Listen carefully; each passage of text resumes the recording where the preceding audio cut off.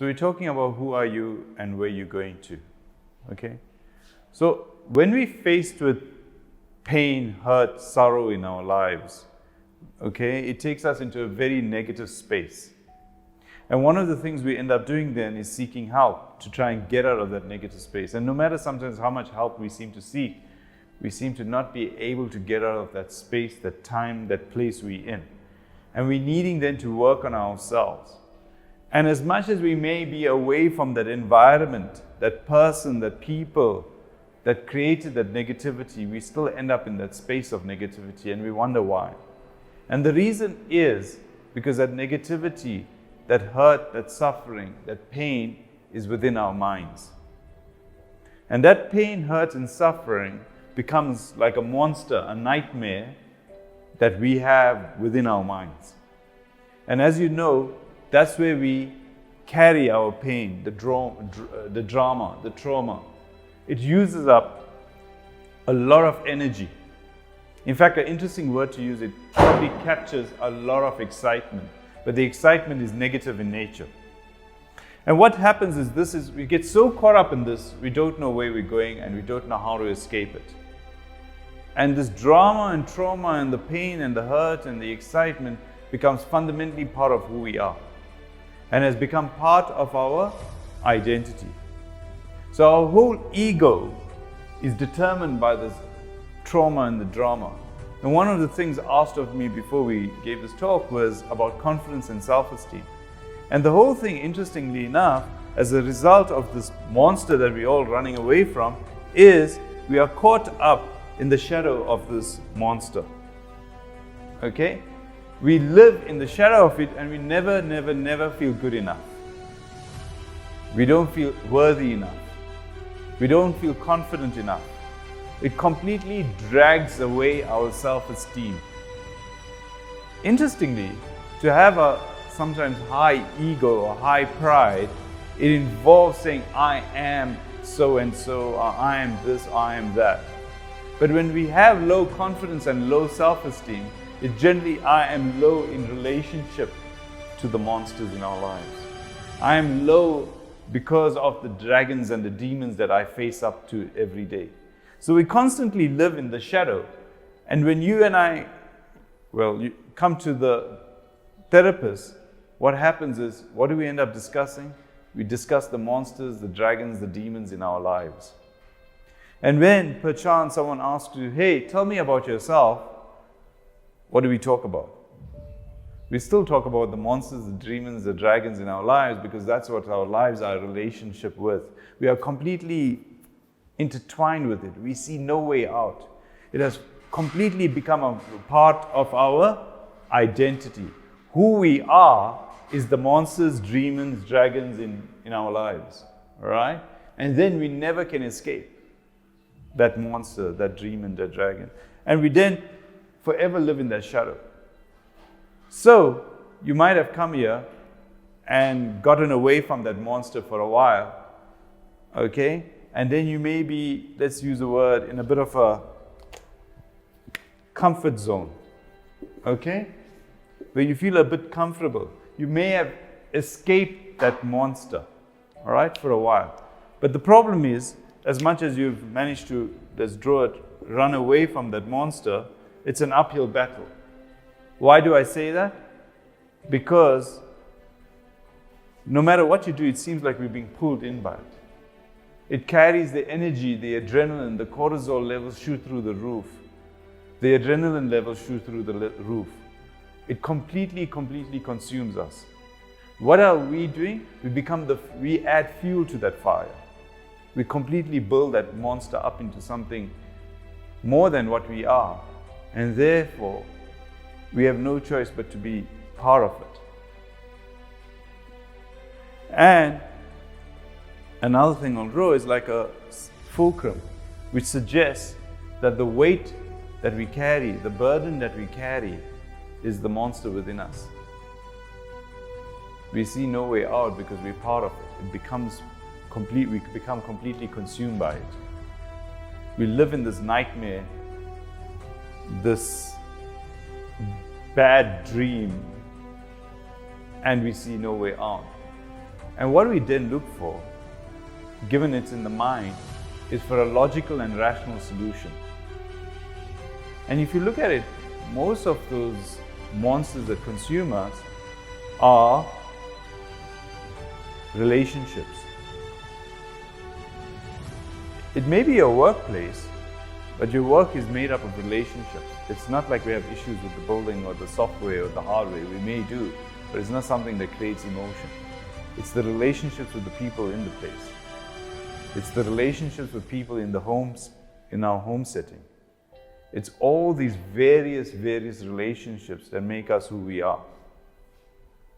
Okay? And what happens then, we struggle with that because we're trying to escape, but we get completely dragged in. And as much as we may have escaped for a moment, that has become part of our identity. And that relationships, as you'll know, as we're talking about it, most relationships are based on emotion.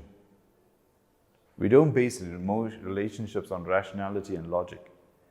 And if relationships were logical and rational, there will be, for that problem, a solution. But because they're based on emotion, there is no logical and rational solution.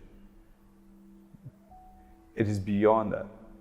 Because if there was a logical and rational solution to a relationship, what you and I would do was probably pull out an app, fill in the details, and we could determine that the relationship would last for 2 years, 3 months, 2 days, and 16 hours and 20 minutes and counting.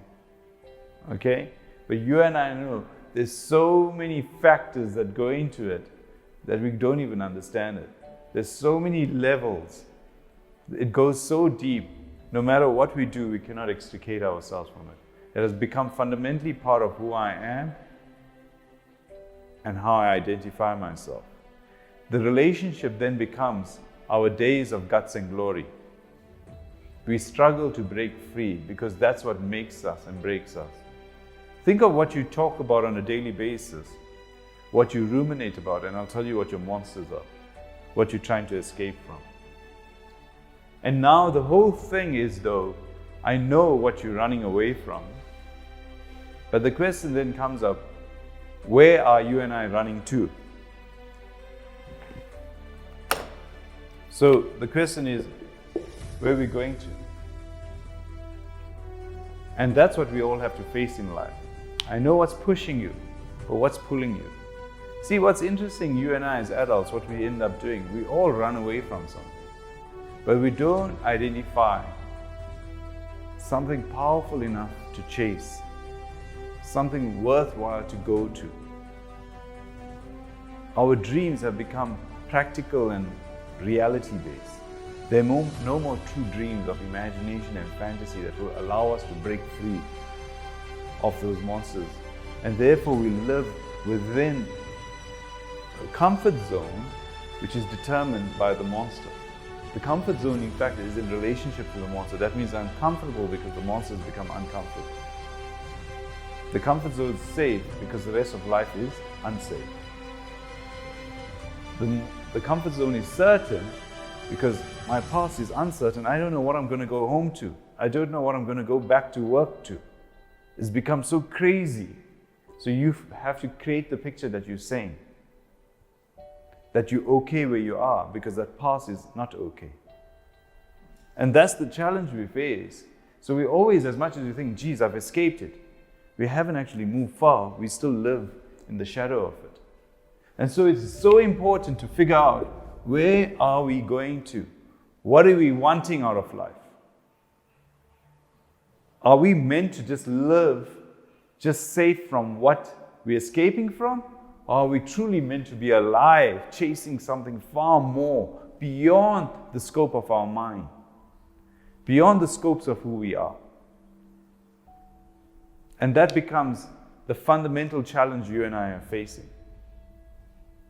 So again, I know where you're coming from, but where you're going to is the question most of us need to answer. And it's also very important because if we know where you're going to, it allows us to make peace with what we're escaping from. Because if we don't know where we're going to, and we start to try and review how we see what has happened to in the past, or redefine, we struggle with that. Why? Because we identify it's negative. And if it's negative, if you try to redefine it as positive, it's tough, because if you're living with it and it says, no, I won't be beaten up today if I go home, perchance we get beaten up often, redefining it's not going to help. You need to have somewhere to go to facilitate the shift in definition. And what you might be asking, what do I mean by redefining it? Is when you start seeing the past, not as negative, but shifting your attitude towards it. So a way of putting it is that if it was misfortune, you see it as fortune. If you see it as negative, you try and see it as positive, because you've made the necessary steps to shift away from it. As much as it pushed you, you now got somewhere you're being pulled to, and you can say, I've got something to chase because I know what I'm running away from, or what I have to look at with a perspective of compassion, kindness, and care. So what you might see as an absolute curse that happened to you see as a blessing, because it's allowing you, by you refining it or redefining it, to change who you are to a better person, to live true to who you are. And sometimes you look at so-called successful people, they generally will identify factors in their lives, circumstances and situations that they were running away from. But as much as you run away from them, you don't want to be carrying that burden with you forever, that monster, that huge rock, that boulder. You want to let it go free. You need to look at it with compassion, kindness, and love. Because when you carry it, it's hard, it's painful. But when you let go, it becomes gentle and soft. And by default, then what happens? You become gentle and soft with yourself and kind to yourself. But if you're carrying that cruel burden, you tend to be cruel towards yourself. If you see it as brutal, you're brutal towards yourself. And that's why it's very important to endeavor to let it go and have some dream, some purpose, some stars that you're chasing towards. So let it go. Detach, forgive, let go, forget it. Not necessarily forget what happened, but forget the emotional value, that negative value that you put into it. And that will allow you to truly set yourself free. Because we don't want to live in the shadow of those monsters. And all of us carry it. But true freedom, as Mandela said, is when you left the mental and emotional burden behind in jail. Because if he had carried that mental and emotional burden beyond the jail cell, he would, as he said, still continue to be a prisoner of those who had put him in prison. It's a challenging process, but it's a process that all human beings need to go through.